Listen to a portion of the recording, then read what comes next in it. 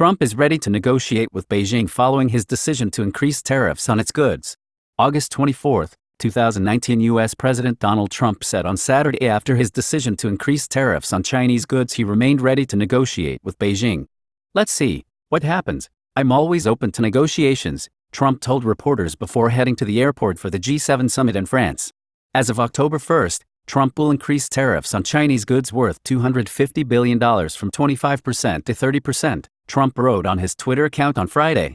Trump said, customs duties on the rest of China's imports, worth $300 billion, which is scheduled to take effect on the 1st of September by 15% instead of 10%. This was in response to the new tariffs recently imposed by China. On Friday, China imposed a 10 and 5% surcharge on U.S. products worth $75 billion a year. On Friday, Trump instructed U.S. companies to consider closing their business in China and instead make more of their products in the United States on the back of rising trade tension between the world's two largest economies. Leaders of the G7 countries are meeting today in France, and the Amazon fires are the first issues to be discussed. August 24, 2019 The summit of the leaders of the 7 major industrialized countries, known as G7, which is chaired by France and hosted in the city of Biarritz, will start on Saturday.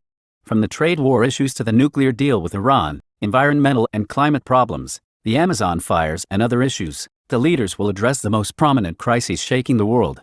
Massive Amazon forest fires imposed themselves at the last minute as a major issue on the agenda on the first day of the summit, observers said. The environmental disaster will be on the agenda at the dinner, which will be attended by French and U.S. Presidents Emmanuel Macron and Donald Trump, German Chancellor Angela Merkel and British Prime Ministers Boris Johnson, Italian Giuseppe Conte, Japanese Shinzo Abe and Canadian Justin Trudeau. Observers say the debate will be delicate after Macron accused Brazilian President Jair Bolsonaro of lying about his climate pledges and of inaction in the face of the fires that have been devastating since the days of the World Lung. For its part, Berlin expressed reservations after Paris announced that it would block a draft trade agreement between the South American Common Market, Mercosur, and the European Union. An issue that will be addressed by Macron and Merkel in a bilateral meeting. The dialogue between the leaders seems to be heated on imposing tariffs on internet giant groups, reviving the global economy and trade disputes between Beijing and Washington, the day after they exchanged tariffs, experts say. On the Iranian nuclear file, Macron will inform his guests of the contents of his meeting with Foreign Minister Mohammad Javad Zarif. Faced with these many current issues, French regulators will try to advance other issues such as combating inequality, education in Africa, and protecting the oceans. Organizers hope to reach concrete initiatives with invited leaders as guests, such as Indian Prime Minister Narendra Modi and heads of 6 African countries. In the French city of Biarritz and its Basque country, 13,000 police and security men were mobilized to control security during the summit, while a gathering of opponents raised fears of violence. G7 is an annual gathering of G7 leaders, formed in 1975, while Canada joined the group of 6 countries: France, Germany, Italy, Japan, the United Kingdom, and the United States of America in 1976, completing the list. The 7 countries. The British Central Bank calls for an end to the world's dependence on the dollar. August 24, 2019 called on the British Central Bank Governor Mark Carney, Saturday, to get rid of the dependence on the dollar and unify the central bank's efforts to find an alternative reserve currency. Carney told a conference of central bankers in Wyoming that the dollar's dominance in the global financial system was raising the risk of what he called a liquidity trap, a very low interest rate and weak economic growth. With the reorganization of the global economy, the importance of the US dollar remains as it was in the period when the Bretton Woods system collapsed, i.e., the decoupling between the dollar and the price of an ounce of gold in the 1970s. Developing economies have increased their share of global financial activity to 60%, from 45% before the financial crisis 10 years ago, Carney said.